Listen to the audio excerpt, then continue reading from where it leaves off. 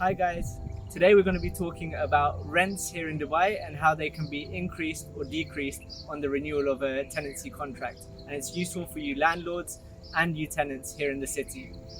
How do you know if you can increase or decrease your rent?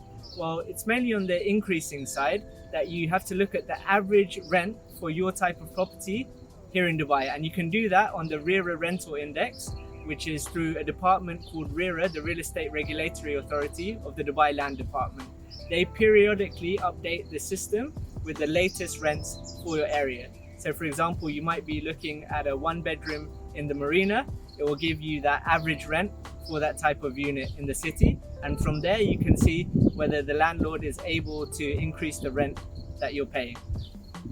Landlords can only increase the rent if you're paying less than 90% of the average rent for that type of unit in the current tenancy contract. So landlords can increase the rent by 5% if you're 11 to 20% below the average rate for your area and your type of apartment or villa. They can increase it by 10% if it's between 21 and 30% below the average market rate. If it's 31 to 40%, they can increase it by 15%, and anything over 40%, the maximum that the rent can be increased is by 20%. If a landlord wishes to increase the rent, they have to give the tenant 90 days formal notice. This can be done in an informal way through SMS or email, as long as there's a proof of the receipt.